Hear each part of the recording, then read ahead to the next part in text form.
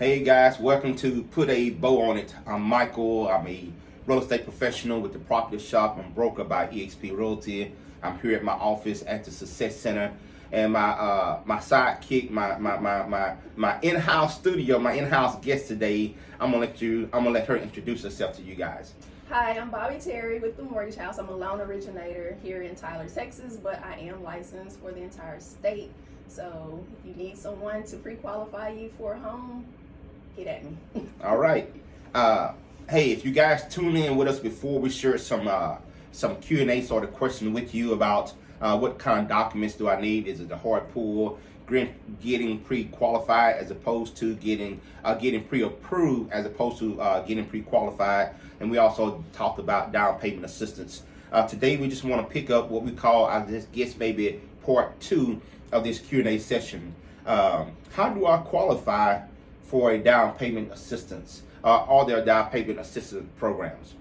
So there are down payment assistance programs, but I want to just add a disclaimer. Keep in mind, it is for your down payment. You're still going to need money for your closing costs.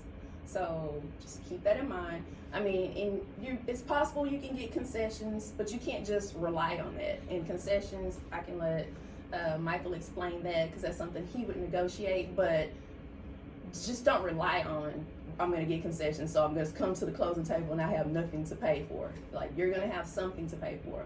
But as far as down payment assistance, most of the time the programs, you got to have at least a minimum 620 credit score. Some of them are 640 credit score, just depending on which programs you go for. With us at the Mortgage House, we do have access to a program that goes as low as a 600.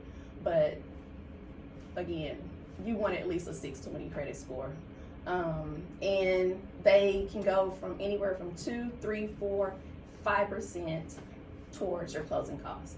Towards your down payment. Okay. Again, I did not say this in this broadcast, but in previous broadcasts, if you're out there, you're looking to buy a house, you really want to team up with a realtor and a lender that works together in order to better suit your situation. She mentioned the down payment. There's down payment and there's closing costs as well. As your realtor, I want to sit down with you, and I will sit down with you to get a financial portfolio to sort of see where you are, what you're trying to do, what it is that you want. Then I'll introduce you to my business partner here to get you the funding. But when we get to the point where we're at the table and we want to present an offer on a house, the down payment, the closing costs, and all those others nuances of buying a house, we want to try to have those covered. Oftentimes I will discuss with you as a home buyer seller's concessions. If Miss Terry can handle part of your down payment, I want to come on the bottom side and try to handle your closing costs.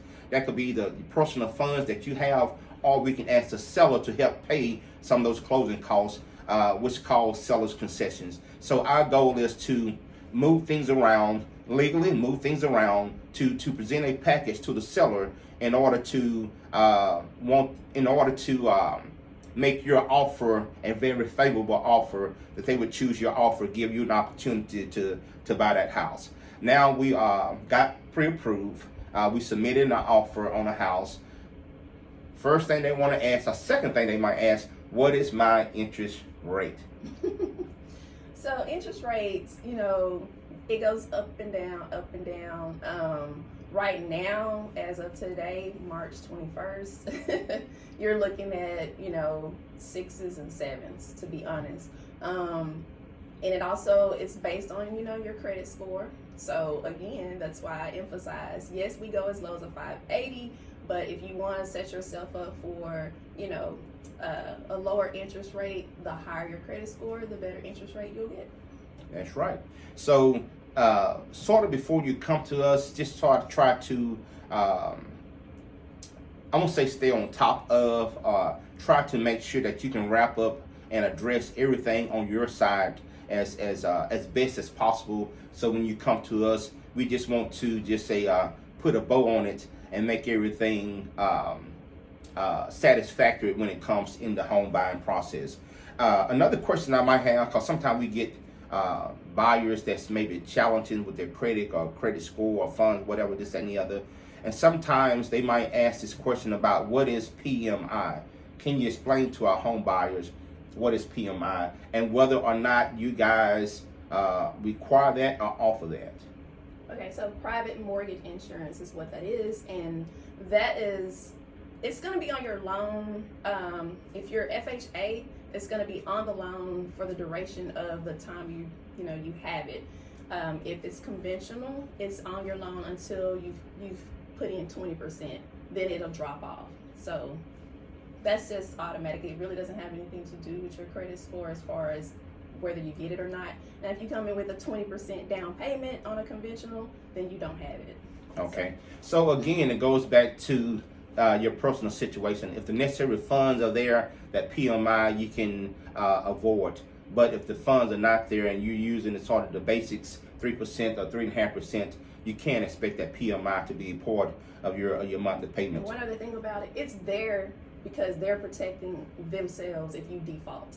So it's an insurance to cover if you default on your loan. Okay. They're to cover the lender and not the borrower. Correct. From start to finish, how long would it take me to close on my house? From start to finish, you want to expect 30 days. Just expect it. But with us at the Mortgage House, we move a little faster than that. But ideally, in your mind, just think 30 days. So from day one, 30 days out. As long as there's nothing that pops up, during the course of the process that can delay, which can happen. You might have a delay in your survey. You might have a delay in your appraisal. Yeah. Things like that can happen, and that's things that we can't control. But typically, max 30 days. Yeah. I tell my clients that in real estate, it's sort of like if you take, I guess I'm thinking the old clocks or the old watches. If you open the back of them, there's a lot of little wheels, a lot of devices that they all have to be in sequence. They all have to click together. And when they don't all line up and click together, it'll cause the watch or this clock to stop working. And real estate is a lot like that. You might meet me, we might get you approved, and you might not find a house that you really like for 60 days out. So you have to consider the home search process as well. And I'm gonna do everything that's within my power. And I do work on weekends, but I'm gonna do everything within my power to find you that home that you guys do desire. But once it's under contract, then we can expect it for about 30 days. As Ms. Terry said, there's other things that could come into play, whether it's the appraisal, whether it's a survey that can sort of delay things. But also that we can get covered also. I guess we got a couple more questions. We'll end this up. They're almost at the closing table, getting ready to close. We get the sort of the clear to close. Are there other expenses that maybe this new homeowner can expect to have at closing?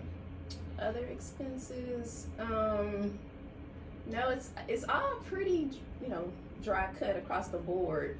I can't think of any other expenses off the top of my head at this moment that they could incur. All right. So just know that when you get ready to buy a home, something that I spoke of on a previous recording, that you want to start early. You want to hire a local realtor, somebody that's like me, that's really going to work with you, and also that I work with people. I team up with other professionals in the real estate community that's here to serve you guys. Again, we thank you for tuning in. I'm Michael, the Realtor Bowtie Guy. I'm a Texas realtor with the Property Shop, broker by eXp Realtor, here at my office at the Success Center. And my co-host, my sidekick for today is Bobby Terry at the Mortgage House. And again, I do thank you guys for watching.